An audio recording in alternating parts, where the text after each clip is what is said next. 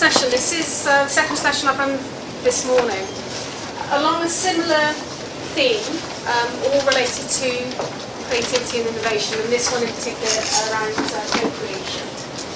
For those, I'm really pleased that some of you have stayed from the previous session, so that's obviously a good sign. For those of you that weren't in the earlier session, just to introduce myself, and apologies for you guys. I'm not a teacher, I'm not involved in education other than the fact that I've been working with KHDA for some time. I do have 3 older children, 17, 19 and 22, who've basically grown up in Dubai and have been throughout the entire Dubai education system here. So I've seen education from the other side of the coin, and I've actually got kids that span the spectrum. So I've got a 22-year-old who's a virtual reality and games designer. I've got a middle son who's currently training to be a lawyer, and I've got a daughter who's going to science. She's going to study biomedical science. So somehow I've managed to create a sort of a virtual spectrum of all of the STEAM subjects. Which I was having an interesting conversation with somebody earlier about nature versus nurture. So it does beg the question where this sort of talents and skills that we have come from. So what I do, I'm actually a marketing consultant, a customer experience consultant, and a lot of what I do is about helping organisations to both connect with customers, but also about working better, more creatively and more innovatively, and helping them to overcome the barriers and obstacles that they have in thinking more creatively. In terms of co-creation, why that's so important, if we look at STEAM and why the A is being integrated or encouraged in terms of addition to STEM. STEM programs essentially adding art to STEM are drawn on design principles, encouraging creative solutions. And the reason for that is fundamentally to enable innovation and economic growth. One of the reasons that that's so important, and I've had some fantastic conversations with people about the education system and the importance of how you deliver creativity and innovation within the education system as it stands. But what we've got to bear in mind is that you're all responsible for creating employees of the future. And the skills that are required in the workplace not only have changed, but increasingly are changing. And the sorts of skills that the students of today will need to thrive within the workplace are different from the skills that we've needed in the past.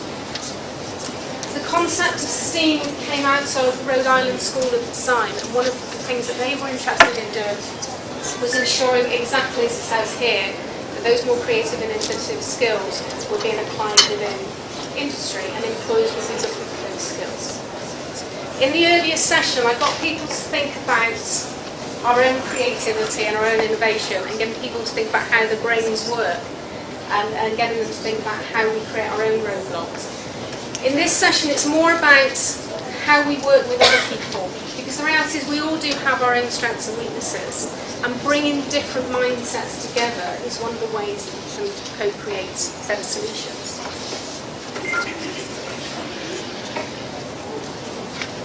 So it's that combining of both creative and the analytical skills that are actually needed to come up with the solutions that we need in today's society. A lot of the work that I do with organisations is based on the principles of design thinking. And design thinking, it sets out to do exactly that. It's about bringing that combination of both creative and analytical skills together.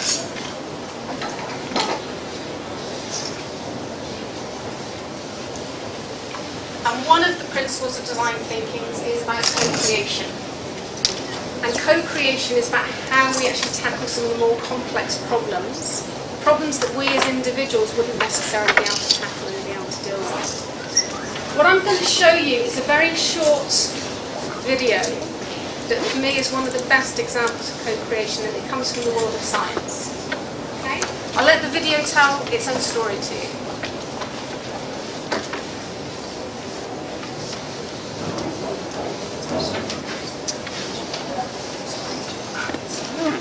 3.4 million people die each year from water-related disease. But the even bigger problem, most of them don't even know their water is unsafe to drink in the first place. That's why Water is Life, partnering with scientists and engineers at Carnegie Mellon and the University of Virginia, set out to invent a solution that solves both of these problems. Introducing the Drinkable Book, the first ever tool that teaches safe water habits and is printed on technologically advanced filter paper capable of killing deadly waterborne diseases. My name is Terry Dinkovich. I am a chemist. I invented a paper that purifies drinking water. After passing water through our filter, we found a reduction of greater than 99.9% in bacteria count, which is comparable to the tap water in this country. The book uses a brand new type of paper that works like a scientific coffee filter. Each piece is coated with silver nanoparticles, which kill diseases like cholera, E. coli, and typhoid. The orange color of the paper is a direct result of the addition of the silver nanoparticles. And at the end of the day, the most important thing, and really the hero of this whole project, is the technology behind it. The book itself works in 3 easy steps. Simply tear out a filter, slide it into the custom filter box, and pour contaminated water through. What comes out is safe to drink. The content on each page, printed in food-grade ink, educates people about safe water habits, things that we take for granted, such as keeping trash and feces away from your water source. But the best part of the book isn't just that it purifies water or teaches proper sanitation. It's the fact that this filter paper will revolutionize water purification. It costs only pennies to produce, making it by far the cheapest option on the market, and it's extremely sustainable. Each filter is capable of giving someone up to 30 days worth of clean water, and each book is capable of providing someone with clean water for up to 4 years. To learn how you can provide a filter book for a community in need, head to waterislife.com.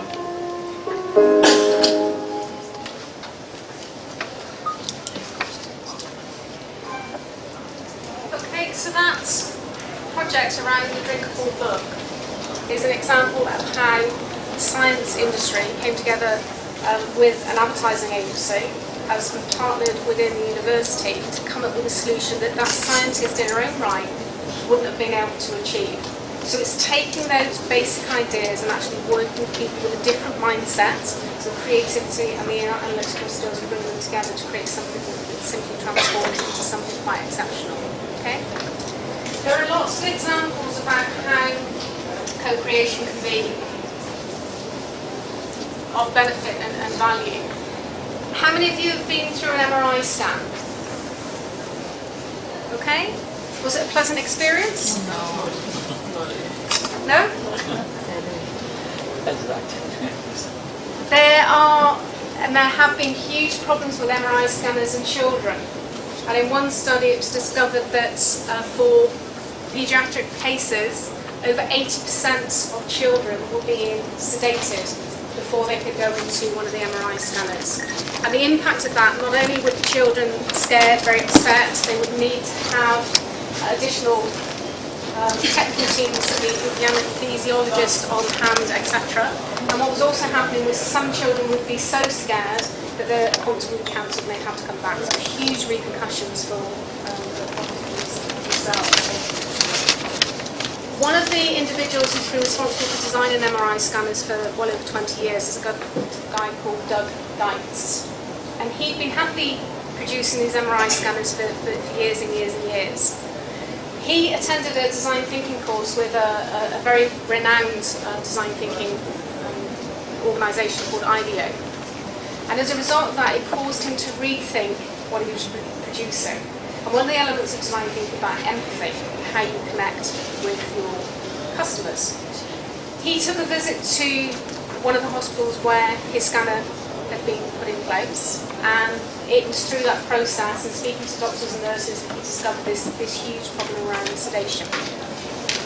So with their help, they came up with a solution that would help to overcome the challenges that were being faced through the MRI scans.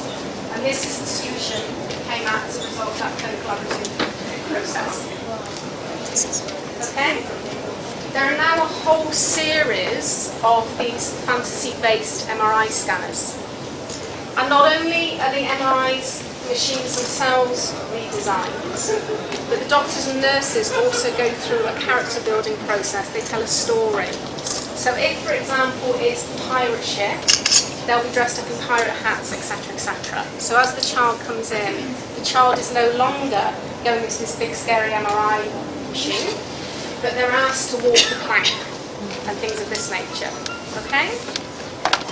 As a result of that innovation, Okay, so you've got somebody who has strong technical engineering skills, who has now applied that creativity and innovative thinking. This is the result that they ended up with. The impact for the hospitals themselves was that not only did the appointments that they were able to fit in increase because there were less cancellations, the number of sedations needed for children dropped dramatically. I mean, literally into less than 10%. And in one particular instance, when Doug went back to see one of the installations of these machines, he heard one little girl, as she left the MRI scan room, turn to her mother and say, "Can we come back again tomorrow?" Okay? So bringing those two different mindsets together is important. And how we can come up with more innovative solutions demonstrates how we can actually use those skills more effectively. Another element of this co-creation process is about how we build on each other's ideas. And in the earlier session, I talked about a study that basically demonstrates from the age of sort of 5 onwards, our level of creativity diminishes. So the statistics that I quoted previously was at 3 to 5. Children are able to demonstrate, 98% of children are able to demonstrate divergent thinking, i.e. creativity and innovation. By the time they get to sort of 13 to 15, it's dropped to 10%. By the time they reach 25, it's dropped to 2%. Okay? And one of the things that you'll see, if you see early years students play, is that they will actually share ideas and they will all be part of the process to actually build a solution. Okay? And that's, I'm going to set you a challenge shortly that will demonstrate and bring that to life. But one of the ways that children are particularly good, and particularly early years, is through critique and feedback. And I'm going to play you another short video now, and I just want you to reflect, particularly those maybe that teach at some of the higher ages, and just reflect on some of the lessons from this video.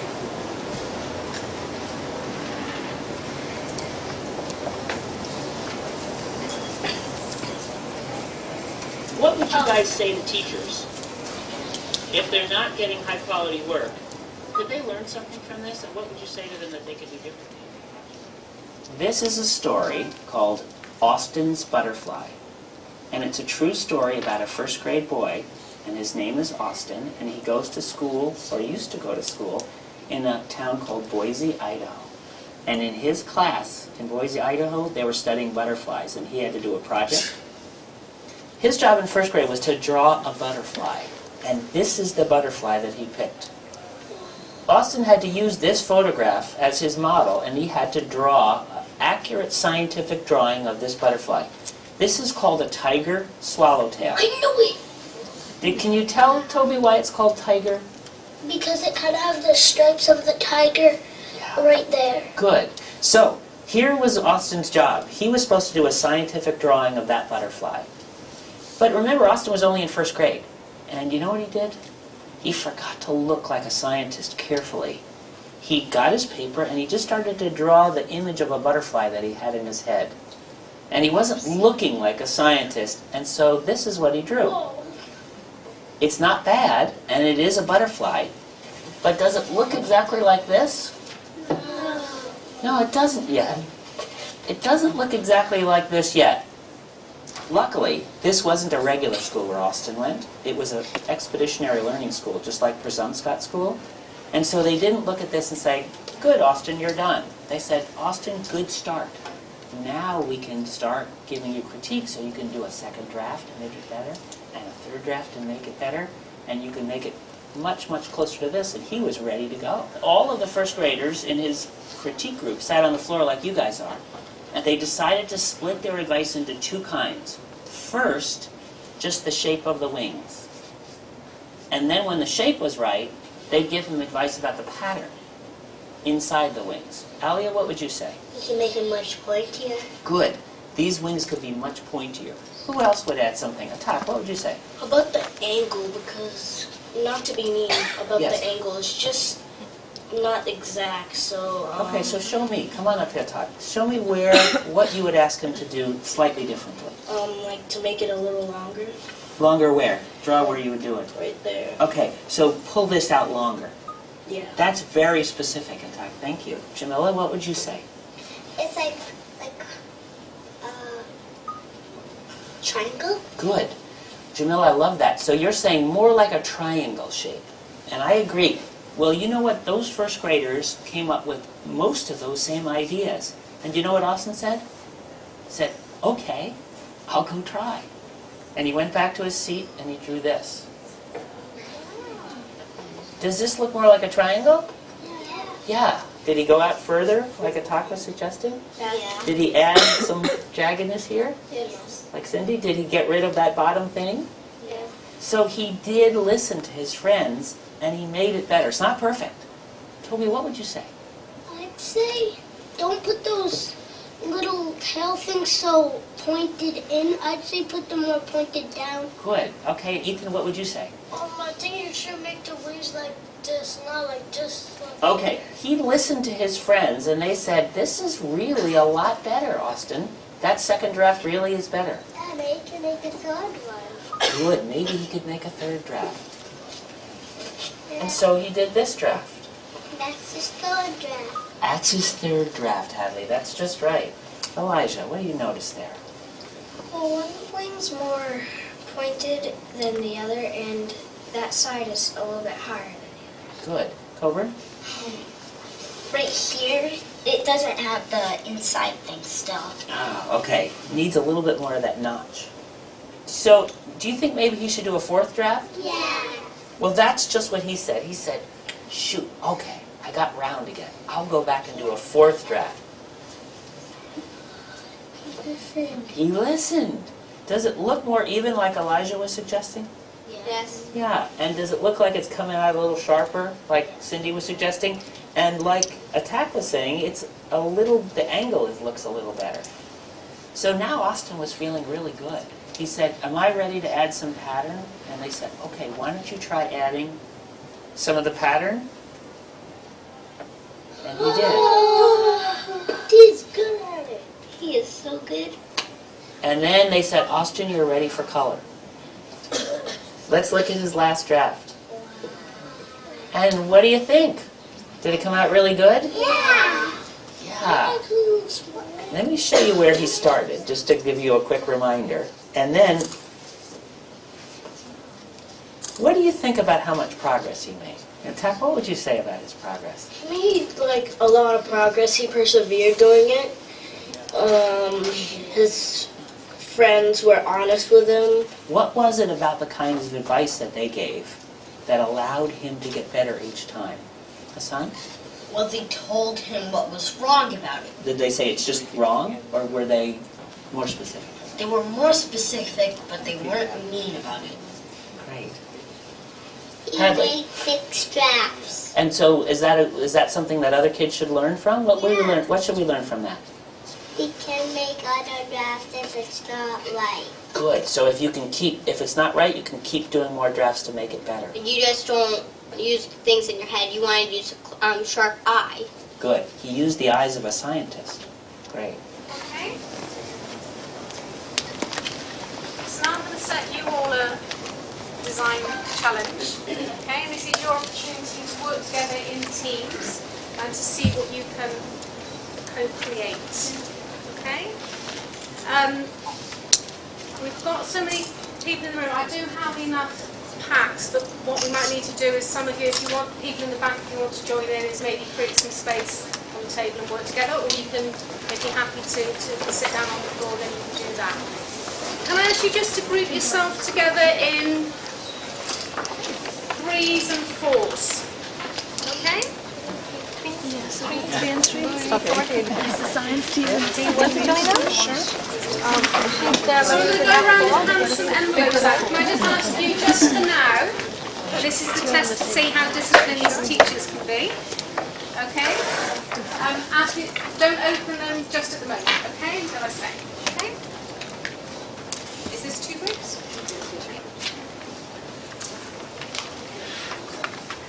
Together as one group? Okay. 2 groups?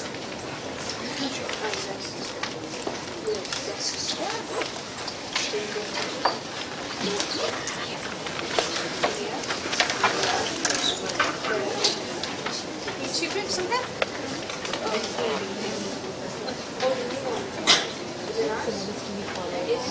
We have CBSE, Common European Standards. Anyone else? There's 4 more there.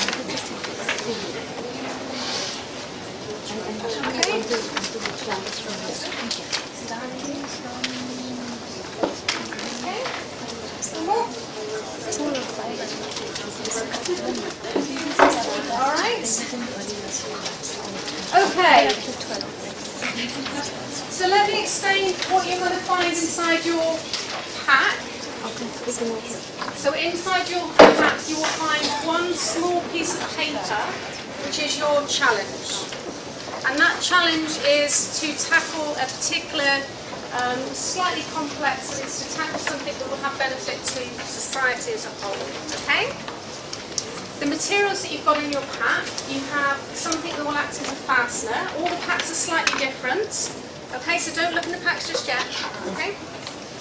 All the packs are slightly different, but you do have the same basic components. You have something which is a fastener, you will have something which is for structure, and you will have something which is a surface. Okay? So those are your 3 elements, and using only those 3 elements, you need to come up with a solution, effectively build a model that will demonstrate how you will solve the problem you've been given. Okay? Though it's not normally part of the challenge, because I thought I'd be extra kind to you, I am supplying some paper, pens, glue, scissors, so if you do need to cut things up, etc., then you're more than welcome to do that. When I tell you to open the pack, okay, what I want you to do as a team, look at the challenge that you've been set, and then you, as a team, you will have 5 minutes to discuss what you think your solutions will be. And then you will have just 15 minutes to build the solution using only the materials that you have inside your pack. Okay? Before we start, are there any questions? Okay? So, go. 5 minutes to discuss. What's your name? Play and stop. Can I ask you to take your seats? You don't have seats.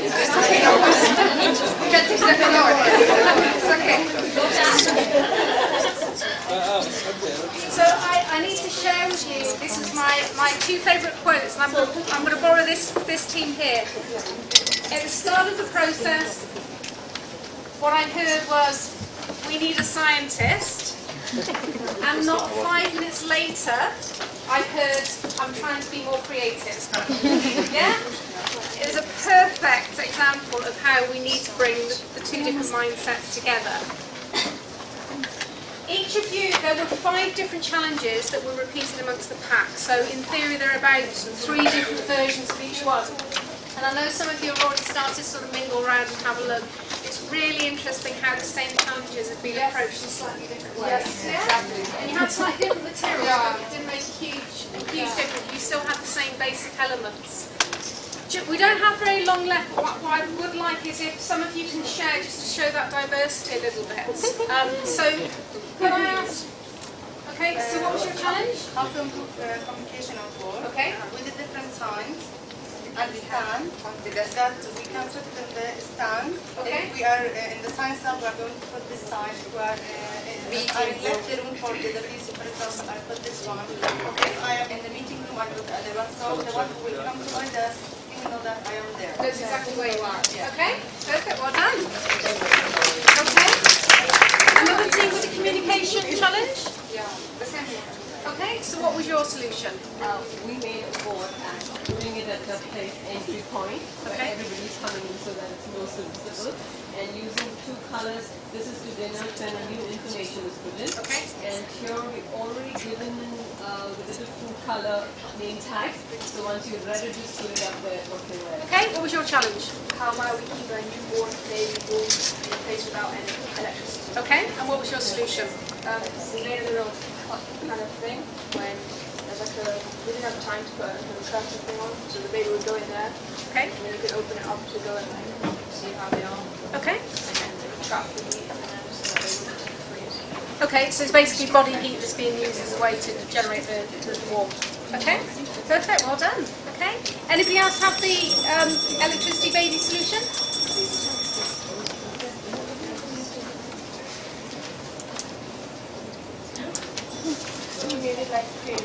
Okay. Okay. Okay, perfect, well done. Okay, anybody else have the baby solution? Okay, so what's your solution? Okay, perfect.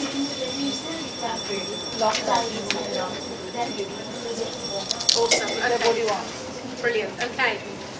Listen, we are running short of time, so if you'd want to have a look around and see what your other solutions are for the different challenges that you've been set. One of the things, as I heard in one of this group saying, we need a scientist. Imagine if you repeated that activity, and one of the things that occurred to me, because we had a group of language teachers here, and maybe if you look at the mix of the individuals that you had in your particular group, and think about the impact of if you brought different mindsets into that mix, and what that solution would look like. One of the reasons I've given you this as a particular challenge, if you want, one of the problems often is that within schools you don't necessarily have particular resources, Lego and etc. But what I also wanted to demonstrate to you is that when we're using this approach, you can use really simple materials. You don't have to use anything that's particularly elaborate or expensive. You can use really simple solutions. Okay? So hopefully that gives you a small taste of how the co-creation process actually works, and how when we actually start to work together, you actually come up with some quite different solutions. It was great to see you working as team and sharing those different ideas. So if you can do that in 15 minutes, tackling some fairly complex problems, imagine what can happen when you can transfer that back into the future and abilities, and think back to Drinkable Book and how impactful that was as a solution. Okay? So thank you for your time and for your participation. And please